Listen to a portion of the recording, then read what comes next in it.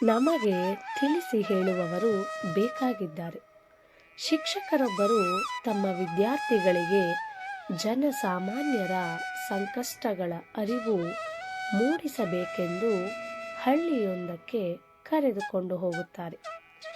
ಹಳ್ಳಿಯಲ್ಲಿ ಹೊಲದ ಬದುವಿನ ಮೇಲೆ ನಡೆದುಕೊಂಡು ಹೋಗುತ್ತಿರುವಾಗ ಶಿಷ್ಯರಿಗೆ ಒಂದೆಡೆ ಹರಿದು ಹೋದ ಒಂದು ಜೊತೆ ಚಪ್ಪಲಿ ಮತ್ತು ಊಟದ ಡಬ್ಬಿ ಇರುವ ಚೀಲ ಕಾಣಿಸುತ್ತದೆ.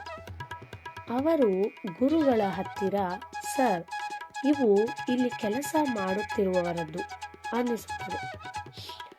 ಒಂದು ಕೆಲಸ ಮಾಡುತ್ತೇವೆ, ನಾವು ಇವೆರಡರನ್ನು ಅಡಗಿಸಿಡುತ್ತೇವೆ. ಮರದ ಮರೆಯಲ್ಲಿ ಕುಳಿತು ಅವರು ಹೇಗೆ ಪ್ರತಿಕ್ರಿಯಿಸುತ್ತಾರೆಂದು ನೋಡೋಣ ಎಂದರು ಹುಡುಗಾಟಿಕೆಯಿಂದ. ಶಿಕ್ಷಕ ಅದಕ್ಕೆ ಏನನ್ನೂ ಹೇಳಲಿಲ್ಲ. ಈ ರೀತಿಯ ಕಿತಾಪತಿ ಏಕೆಂದು ಶಿಷ್ಯರನ್ನು ಸಹ ಬೈಯಲೂ ಇಲ್ಲ.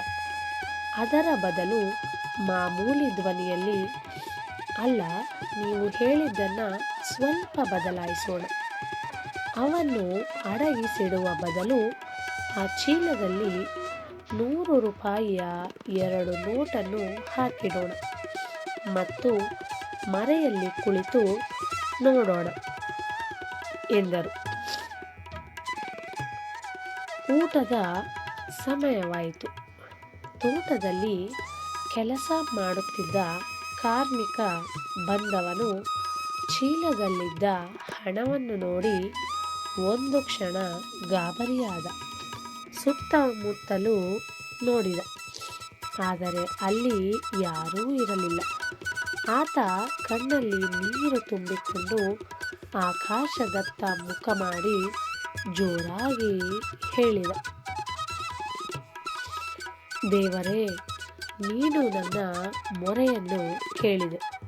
ಹೆಂಡತಿಯ ಮಾತ್ರೆಗೂ ಇವತ್ತು ನನ್ನ ಹತ್ತಿರ ದುಡ್ಡಿರಲಿಲ್ಲ. ಧನ್ಯವಾದಗಳು ನಿನಗೆ ಎಂದು ಹೇಳಿದನು. ಗುರುಗಳು ಮುಗುಳ್ನಗುತ್ತಾ ಶಿಷ್ಯರ ಕಡೆ ನೋಡಿದರು.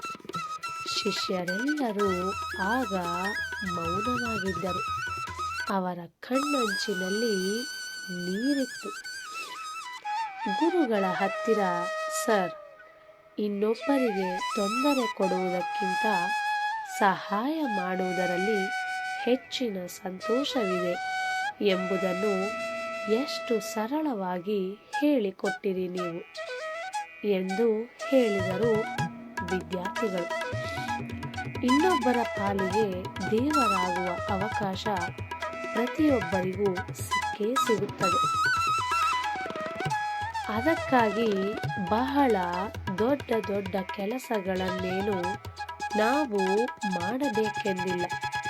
ಸಣ್ಣ ಸಣ್ಣ ಸಹಾಯಗಳನ್ನು ನಮ್ಮ ವ್ಯಾಪ್ತಿಯಲ್ಲೇ ಮಾಡುವುದರ ಮೂಲಕ ಇತರರ ಮುಖದಲ್ಲಿ ಮುಗುಳ್ನಗೆಯನ್ನು ಮೂಡಿಸಬಹುದು ಕೂಡ. ಈ ಮೇಲಿನ ಕಥೆಯ ಶಿಕ್ಷಕರಂತಹ ವ್ಯಕ್ತಿಗಳು ಇಂದು ನಮ್ಮ ಸಮಾಜಕ್ಕೆ ಬೇಕಾಗಿದ್ದಾರೆ. ಯಾರಾದರೂ ಹೀಗೆ ಹುಡುಕಾಟದಲ್ಲಿ ತರಲೆ ಮಾಡ ಹೊರಟಾಗ ಅವರನ್ನು ಬೈಯದೆ, ನೀನು ಮಾಡಬೇಕೆಂದಿರುವುದನ್ನೇ ಇನ್ನೂ ಉತ್ತಮವಾಗಿ, ವಿಭಿನ್ನವಾಗಿ ಹೇಗೆ ಮಾಡಬಹುದು, ನೀನೇ ಯೋಚಿಸಿ ನೋಡು ಎಂದು ತಿದ್ದಿ ಬುದ್ಧಿ ಹೇಳಿಕೊಡುವವರು ಬೇಕಾಗಿದ್ದಾರೆ.